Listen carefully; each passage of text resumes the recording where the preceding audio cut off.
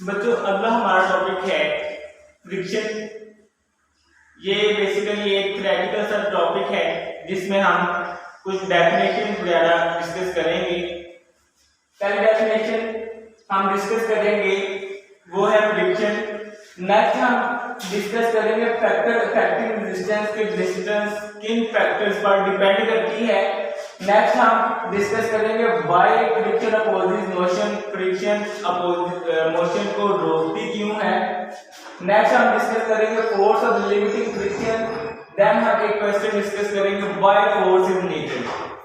बच्चों आपसे एक जनरल सा क्वेश्चन मैं पूछता हूं कि फॉर एग्जांपल आप एक बॉल को फ्लोर पर या ग्राउंड पर फेंकते हैं तो वो थोड़ी देर बाद मूव करने के बाद रुक क्यों जाती है, उसके स्टॉप हो जाने की वजह क्या है। सिमिलरली जब एक बाइसाइकिल सवार जो आदमी है वो पैडल चलाना बंद कर देता है तो साइकिल स्टॉप क्यों हो जाती है, हालांकि टायर तो वर्किंग कंडीशन में थे, साइकिल स्टॉप होना क्यों शुरू हो जाती है। कुछ और जनरल क्वेश्चन देखते हैं कि व्हाई मूविंग बॉल स्टॉप, एक मूविंग बॉल रुक क्यों जाती है, एक साइकिल स्टॉप क्यों हो जाती है जब cycle stop pedalling, why it is dangerous to move on a wet floor. बच्चों हम गीले फ्लोर पर आसानी से क्यों नहीं चल सकते, हम ड्राई फ्लोर पर आसानी से चल क्यों सकते हैं। ठीक है, तो ये जो सारी चीजें हैं, ये जो चीजें हैपन हो रही है ये फ्रिक्शन की वजह से हैपन हो रही है। जो बॉल है वो स्टॉप हो जाती है due to friction, cycle stop हो जाती है क्योंकि टायर और रोड के दरमियान जो फ्रिक्शन है उसकी वजह से हमारी साइकिल स्टॉप हो जाती है। गीले फ्लोर पर चलना इस वजह से हमारे लिए नुकसानदेह है क्योंकि फ्रिक्शन कम होती है। ठीक है, खुश्क फ्लोर पर अगर हम चलें तो हमारे चलना इजी होता है क्योंकि वहां फ्रिक्शन की मिकदार होती तो है बहुत थोड़ी होती है। एक और इंटरेस्टिंग चीज बच्चों, हमें ग्राउंड पर चलने के लिए भी फ्रिक्शन की जरूरत होती है, फ्रिक्शन के बगैर हम जमीन पर नहीं चल सकते। नेक्स्ट बच्चों अब हम आते हैं फ्रिक्शन की तरफ। डेफिनेशन ऑफ फ्रिक्शन क्या है, the force that opposes the motion of objects is called friction. वो फोर्स जो ऑब्जेक्ट्स की मोशन को रोक देती है फ्रिक्शन कहलाती है। फ्रिक्शन बेसिकली एक फोर्स है जो उस वक्त एक्शन में आती है जब हम बॉडी को पुश करते हैं या पुल करते हैं। अगेन सुने कि फ्रिक्शन वो उस वक्त वर्किंग कंडीशन में आती है जब हम ऑब्जेक्ट्स को पुल करते हैं या पुश करते हैं। नेक्स्ट बच्चे फैक्टर्स अफेक्टिंग रेजिस्टेंस किन फैक्टर्स पर इफेक्ट करती है। तो सॉलिड्स के केस में बच्चों फ्रिक्शन जो है वो डिपेंड करती है nature of to surfaces in contact. इसके एग्जांपल बच्चों हम देखना चाहें कि फॉर एग्जांपल अगर हम दो ब्रिक्स को एक दूसरे के ऊपर मूव करवाएं तो ब्रिक्स का मूव करना डिफिकल्ट होगा।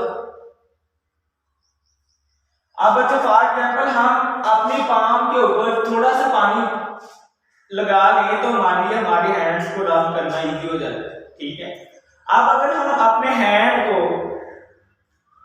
किसी कारपेट पर या क्लीन पर मूव करवाते हैं तो हमारे लिए हमारी जो थैली है, जो पाम है, हमारे हाथ को मूव करना मुश्किल हो जाता है।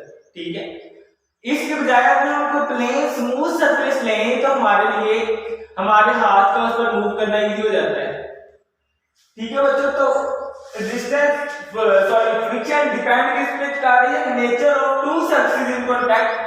जो दो सरफेसेस आपस में कांटेक्ट में हैं उनकी नेचर क्या है। यानी कि अगर हम बाइसाइकिल रोड पर मूव करती है तो टायर और रोड के दरमियान, यानी कि टायर और रोड दोनों जो है वो इन कांटेक्ट होंगे, यानी कि दोनों आपस में कनेक्टेड होंगे। ठीक है, नेक्स्ट है प्रेसिंग फोर्स बिटवीन देम, कि वो फोर्स जो इन दोनों को दबा रही है। प्रेसिंग फोर्स मीन कि फोर्स हम कितनी लगा रहे हैं।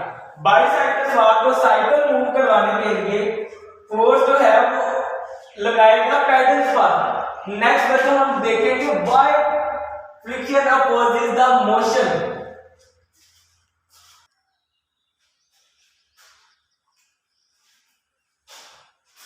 अब हम देखेंगे कि why friction opposes the motion.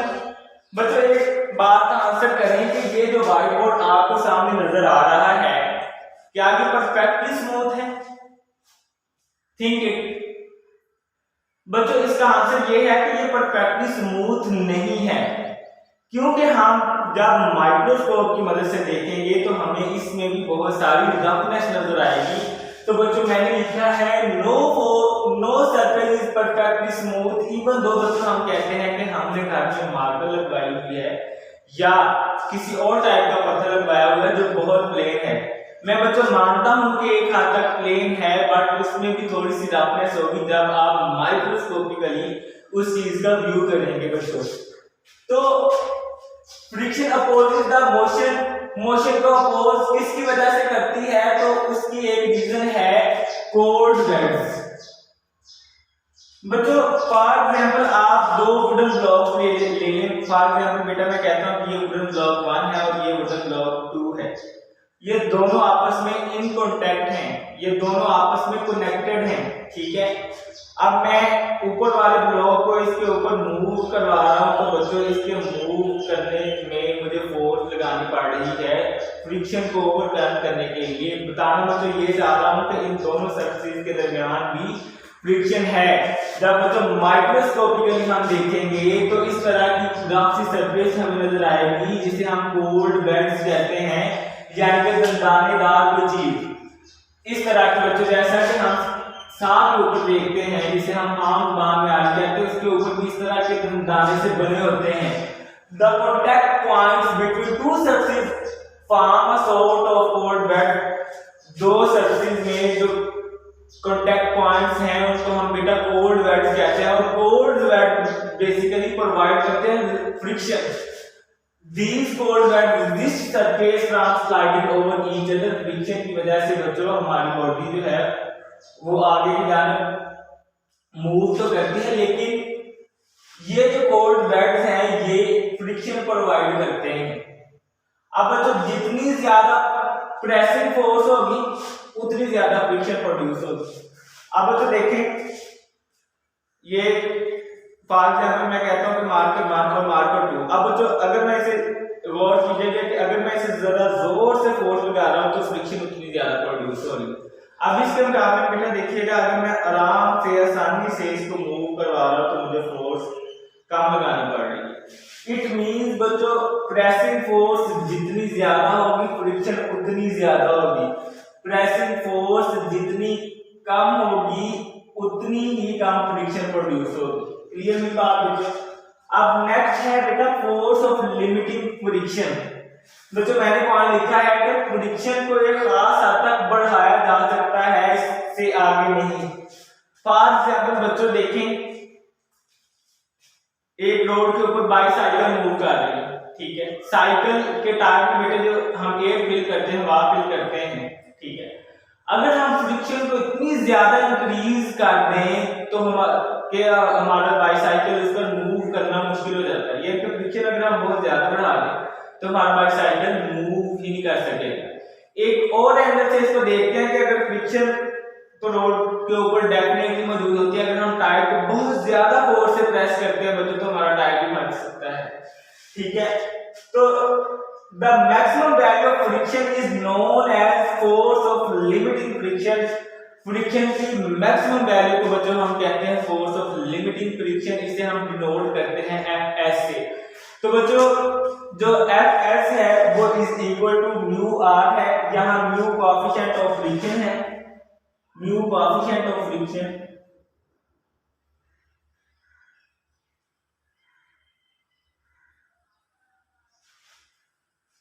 आज बच्चों हम न्यूटन थर्ड लॉ में पढ़ चुके हैं और हमने जो टेंशन के केसेस डिस्कस किए हैं उसमें पढ़ चुके हैं। तो बेटे आप कमेंट बॉक्स में मुझे बताएंगे कि आर यहाँ क्या रिप्रेजेंट कर रहा है।